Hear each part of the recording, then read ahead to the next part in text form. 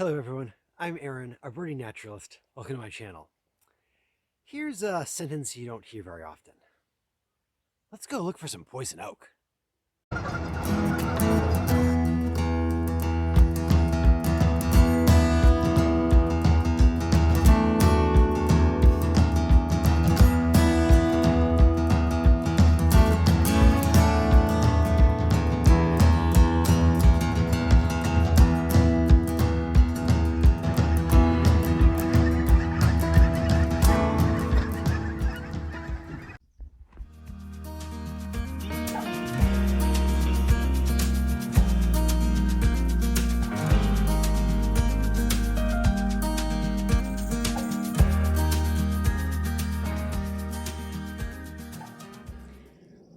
So here we have some lovely Pacific poison oak. Poison oak is a beautiful plant. It is a fascinating plant. It is an important plant. And those are words that are not often used to describe poison oak. Before we get to its ecological importance, a little bit of natural history. So poison oak is native to California. It's deciduous, which means that it drops its leaves in the fall and remains kind of dormant for the winter and then regrows them in spring. This is beautiful, fresh spring growth here. And they're really interestingly adaptable. They can grow in a lot of different forms. They can be very low to the ground, almost ground covery. They can form standalone bushes. They can form really dense thickets, almost walls of poison oak. Or they can even grow as vines up a tree to reach sunlight. Highly adaptable, highly favoring disturbed areas and edges of habitats where you often find them. So, cool plant, cool plant. Now when it comes to their importance, they're actually a really important food resource in a lot of different ways for a lot of different species. So from the vegetation standpoint, deer, rabbits, squirrels, lots of different animals eat the leaves. They're also a really important food resource for a lot of different species of moths and butterflies whose caterpillars eat the leaves.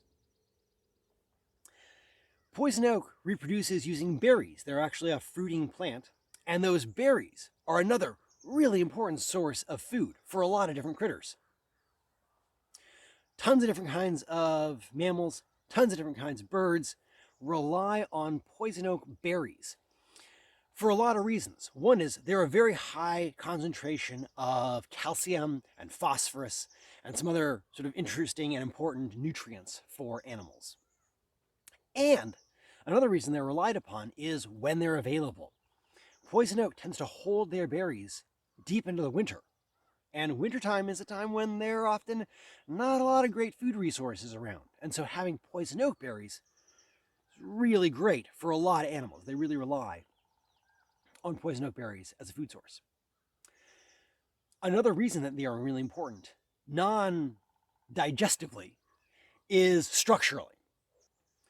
Those dense thickets that they grow in are actually providing really important and amazing habitat for a bunch of different mammals and birds. Things like wood rats and lots of different squirrels and chipmunks and lots of different birds, sparrows, all sorts of different species of birds really like to live in poison oak thickets. It's this dense cover that keeps them safe.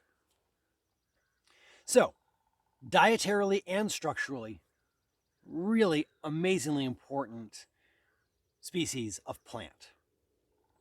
Unfortunately, they aren't often used in habitat restoration projects.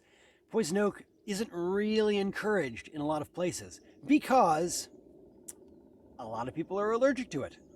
It has an oil in its leaves and stems that can cause skin irritation and rashes, and it can be very uncomfortable. And so a lot of people don't really like poison oak, and I would strongly encourage you to not go and play with some. Interesting side note, the same chemical that causes those skin irritations and rashes in poison oak are also found in the stems and leaves and sap of mangoes, and also in the shells of cashews. So a lot of people who have sensitivity to one of those three things often are sensitive to the other two as well.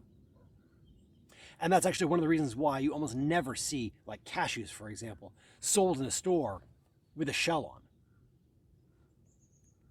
A lot of people would break out with rashes. It's not very comfortable, not very good for sales. So yeah, really interesting compound. One important thing to figure out is when you're going through the forest, when are you looking at a poison oak plant?